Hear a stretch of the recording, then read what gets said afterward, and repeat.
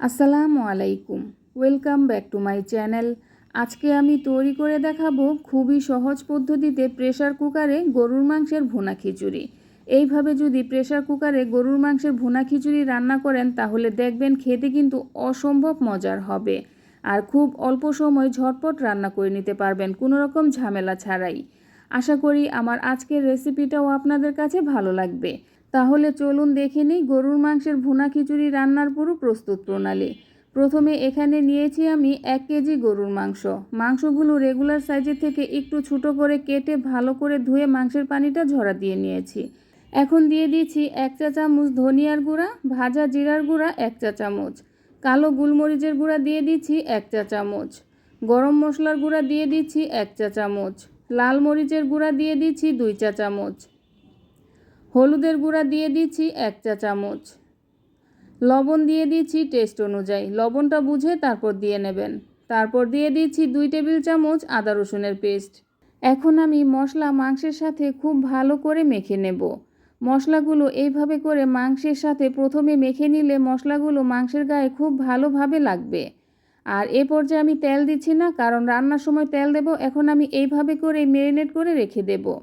আমি মাংস খুব ভালো করে মেখে নিয়েছি। এখন আমি 10 থেকে 15 মিনিটের মতো এইভাবে করে ম্যারিনেট করে রেখে দেব। 15 মিনিট পরে চুলায় একটা প্রেসার কুকার বসিয়ে তার মধ্যে দিয়ে দিচ্ছি হাফ কাপ সয়াবিন তেল। তেল গরম হয়ে এলে তারপর দিয়ে দিচ্ছি 5-6টার মতো ছোটো এলাচ, 3-4 টুকরো দারচিনি, 5-6টা লবঙ্গ, একটা বড় এলাচ বা কালো এলাচ আর 3টা তেজপাতা আমি মাঝখানে কেটে দিয়েছি। এখন আমি গরম মশলাগুলো কিছুক্ষণ ভেজে নেব। 10 থেকে 15 সেকেন্ডের মতো ভেজে নিলেই হবে। গরম মশলাগুলো আমি 15 সেকেন্ডের মতো ভেজে নিয়েছি। তারপর দিয়ে দিচ্ছি 1 কাপ পেঁয়াজ কুচি। এবারে আমি পেঁয়াজ কুচিগুলো হালকা ব্রাউন কালার করে ভেজে নেব। আর এ সময় কিন্তু চুলার আঁচটা মাঝারিতে রাখতে হবে। পেঁয়াজ কুচিগুলো আমি হালকা ব্রাউন কালার করে ভেজে নিয়েছি। পেঁয়াজ কুচিগুলো যখন ভাজা হয়ে যাবে ওই পর্যায়ে দিয়ে দিতে হবে ম্যারিনেট করে রাখা গরুর মাংস। আমি যে প্রথমে মাংসগুলো মশলার সাথে ম্যারিনেট করে রেখেছিলাম সেই মাংসগুলো দিয়ে দেব। মাংসগুলো দিয়ে খুব ভালো করে নেড়েচেড়ে তেলের সাথে কিছুক্ষণ ভেজে নেব। পানি ছাড়া মশলা দিয়ে শুধু যদি মাংসগুলো এইভাবে করে তেলের সাথে ভেজে নেন মাংসের মধ্যে খুব সুন্দর একটা ফ্লেভার আসবে। আমি মাংসগুলো 5 থেকে 6 মিনিটের মতো ভেজে নিয়েছি। এখন দিয়ে দিচ্ছি পানি।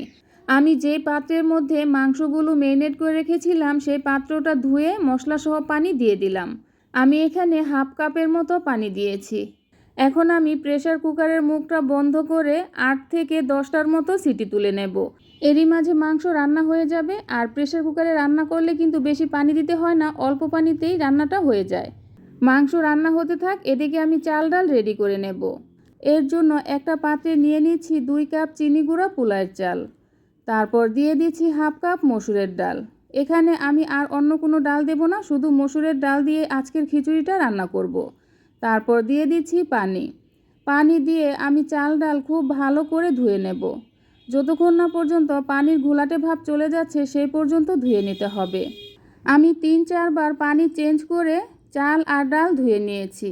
এখন আমি 10 থেকে 15 মিনিটের মতো এইভাবে করেই পানির মধ্যে ভিজিয়ে রাখব। আমি প্রায় 10টার মতো সিটি তুলে নিয়েছি। এখন আমি চুলাটা অফ করে দেব। চুলাটা অফ করে একটু ঠান্ডা করে তারপর প্রেসার কুকারের ঢাকনাটা খুলে নিতে হবে, সাথে সাথে কিন্তু খোলা যাবে না।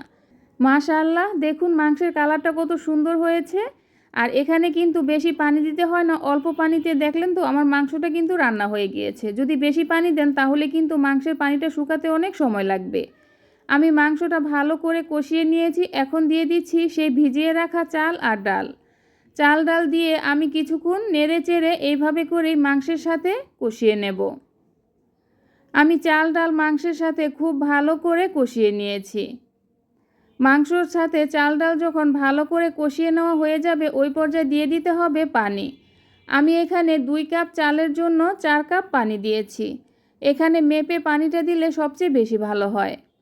তারপর ভালো করে নেড়ে চেড়ে দেব। তারপর দিয়ে দেব 5-6টার মতো কাঁচামরিচ। আর আমি প্রেসার কুকারের মুখটা বন্ধ করে দিয়েছি, সেই ভিডিওটা কেটে গিয়েছে, এজন্য দুঃখিত। প্রেসার কুকারের মুখটা বন্ধ করে আমি 5 থেকে 6টার মতো সিটি তুলে নিয়েছি। দেখুন আমার খিচুড়ি কিন্তু রান্না হয়ে গিয়েছে। দেখুন খিচুড়িটা কতটা ঝরঝরে হয়েছে। এইভাবে যদি খিচুড়ি প্রেসার কুকারে রান্না করেন তাহলে কোনো রকম ঝামেলা ছাড়াই ঝটপট রান্না করে নিতে পারবেন। আর খিচুড়িটা হবে একদম পারফেক্ট। আর আমি উপরে কিছুটা পেঁয়াজের বেরেস্তা দিয়ে নিয়েছি, দেখতে সুন্দর লাগবে এজন্য। এখন আমি চুলা থেকে নামিয়ে একটা প্লেটে সার্ভ করে নেব। এই তো হয়ে গেল প্রেসার কুকারে গরুর মাংসের ভুনা খিচুড়ি। এটা রান্না করা কতটা সহজ তা আপনারা দেখেই তো বুঝতে পেরেছেন। আশা করি আমার আজকের রেসিপিটাও আপনাদের কাছে ভালো লেগেছে। আর যদি ভালো লেগে থাকে তাহলে অবশ্যই আমার চ্যানেলটাকে সাবস্ক্রাইব করবেন আর বন্ধুবান্ধব আত্মীয় স্বজনদের সাথে শেয়ার করবেন। আবার আসবো নতুন কোনো রেসিপি নিয়ে, তাহলে এ পর্যন্তই। আল্লাহ হাফেজ।